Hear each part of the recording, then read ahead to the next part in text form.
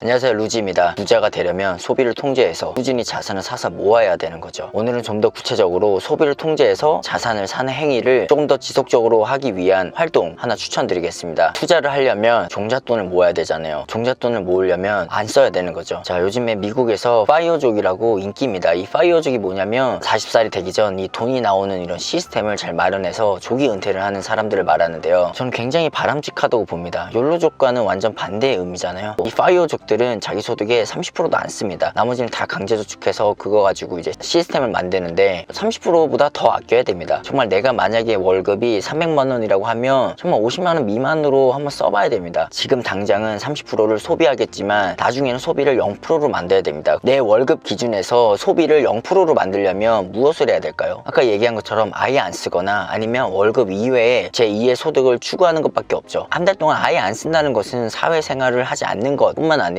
아예 굶어 죽겠다는 얘기잖아요. 그래서 말이 안 되기 때문에 제2의 소득을 내가 쓰는 금액까지 맞춰놓는 게 우리가 먼저 해야 될 일이라고 봅니다. 내가 만약에 한 달에 50만 원을 쓰면 50만 원이라는 추가 소득을 어디서 일으켜서 월급 받은 거 100%는 무조건 다 저축하고, 그리고 월급의 100%를 모은 그 돈을 가지고 나의 근로소득보다 최소 2배, 더 나아가서 3배 이상은 배당을 매년 성장해주는 그런 기업에 투자를 해야 되는 겁니다. 따라서 총 3단계죠. 첫 번째 단계는 내가 한 달에 얼마를 쓰고 있는지 정확하게 파악하는 거. 그리고 두 번째 단계는 내가 한 달에 쓰는 금액을 딱 알았잖아요. 그러면 그 수준에 맞추어서 제2의 소득을 어디서 올릴지에 대해서 진지하게 고민을 하는 거. 세 번째 단계는 그 고민 끝에 나온 나만의 파이프라인 시스템이 있잖아요. 오늘은 배당 성장주로 얘기를 드릴 건데, 그 배당 성장주라고 하면 매년 배당을 한 차례도 빠짐없이 매년 성장해준 기업이잖아요. 그런 기업들의 자산을 사서 배당금이 나오잖아요. 배당금이 내가 한 달에 쓰는 그 소비 금액까지 가려면 얼마를 불입하면 되는지를 계산해 놓고 지금부터 하나씩 계속 사서 나가는 거예요. 이렇게 되면 여러분이 원래 한 달에 썼던 그 소비 금액보다 덜 쓸 거고요. 그 덜 쓴 금액을 가지고 한 주라도 더 이 주식을 사기 위해서 노력을 할 거고요. 여러분들의 월급의 30%를 소비를 했잖아요. 근데 이걸 당장 줄일 수는 없겠지만 이런 행위가 계속 되다 보면 20%, 10%, 월급의 0% 쓰는 순간이 올 겁니다. 그때까지는 계속